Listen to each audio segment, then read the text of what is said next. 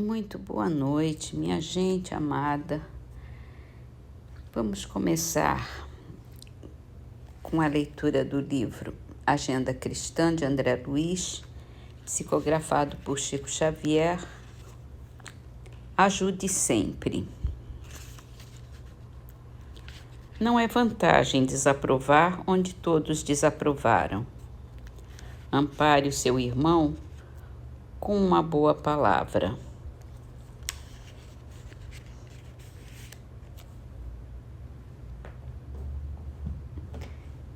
Com certeza, né? Ficar criticando não ajuda ninguém. A gente tem que ajudar mesmo, dar a palavra certa, dar o nosso estímulo, bem como a gente quer que façam isso conosco. E no Livro dos Espíritos a gente vai ler sobre a vida espiritual, sobre os espíritos errantes, e ele pergunta exatamente isso. O que é a alma no intervalo das encarnações? É o espírito errante que aspira a um novo destino, que espera. E ele ainda pergunta: quanto pode durar esses intervalos? De algumas horas até alguns milhares de séculos. Propriamente falando, não há limite extremo estabelecido para o estado de erraticidade, que pode se prolongar muito, muitíssimo, mas que não é perpétuo. Cedo ou tarde, o espírito terá que voltar a uma existência apropriada para se purificar das máculas de suas existências precedentes.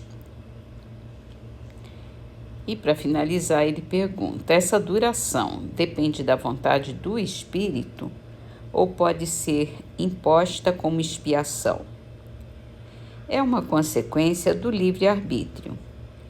Os espíritos sabem perfeitamente o que fazem, mas também, para alguns, constitui uma punição que Deus lhes aplica.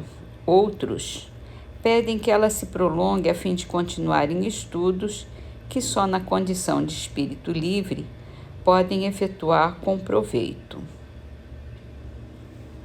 Quer dizer, pode ser várias coisas, né?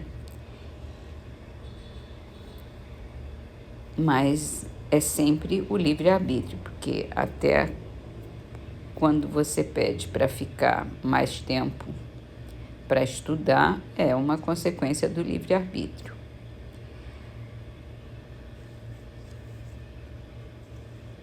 A gente chama de espírito desencarnado esses espíritos errantes que ainda estão esperando uma nova oportunidade de reencarnar, porque é necessário a reencarnação.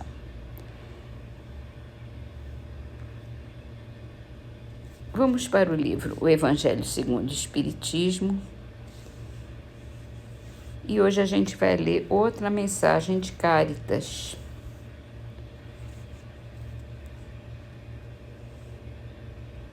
É no capítulo Não saiba a vossa mão esquerda o que dê a vossa mão direita, e tem o título A Beneficência. Há várias maneiras de se fazer a caridade que muitos entre vocês confundem com a esmola.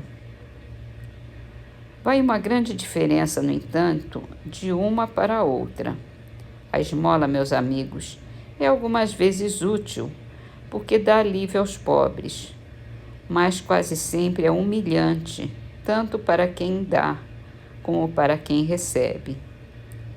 A caridade, ao contrário, liga o benfeitor ao beneficiado e se disfarça de tantos modos.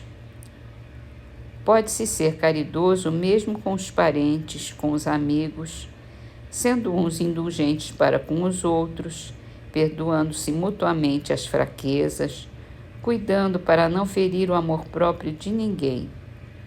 Espíritas, vocês podem ser, na sua maneira de proceder, tão caridosos para com os que não pensam como vocês, induzindo os menos esclarecidos a acreditar, mas sem chocar, sem investir contra suas convicções, e sim atraindo-os amavelmente para as nossas reuniões, onde poderão nos ouvir e onde saberemos descobrir nos seus corações a brecha para penetrarmos neles.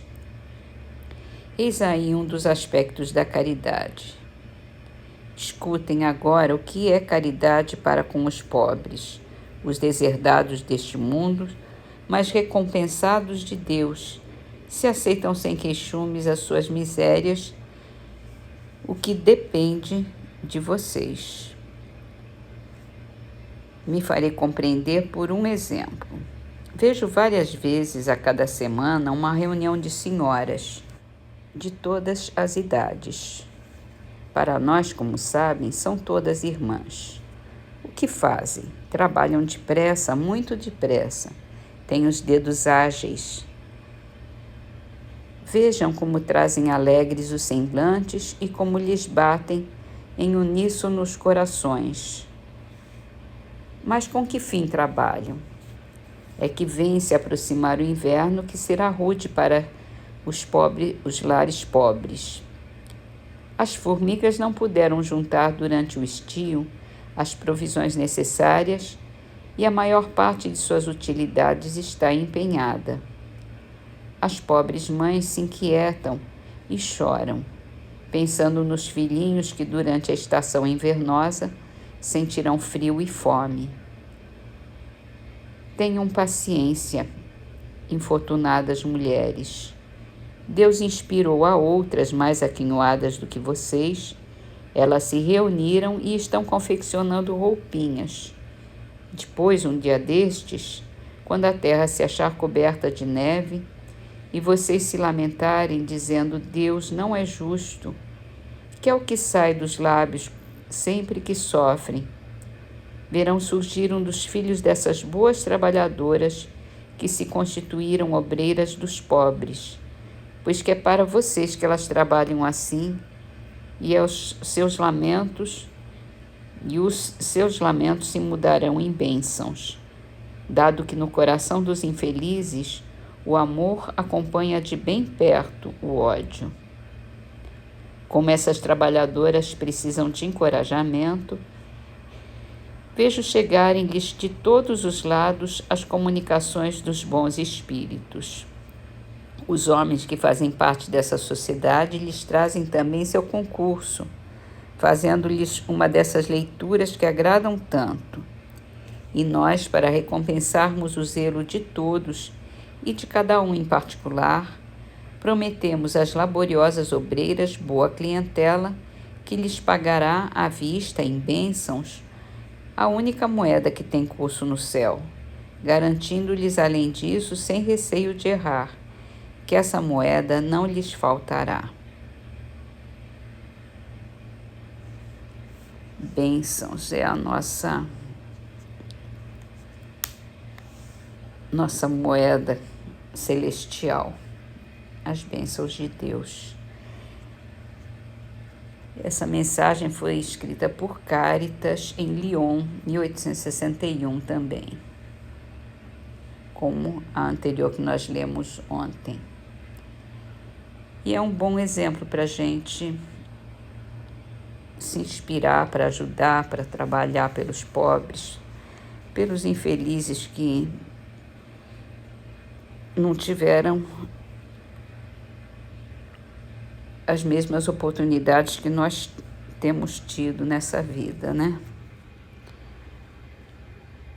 E assim vamos terminar as nossas leituras de hoje com o livro Canteiros de Ideias, psicografado por Chico Xavier, com a frase de Emmanuel: entregue-se a Deus, a bem dos outros, e Deus saberá usá-lo em seu próprio bem.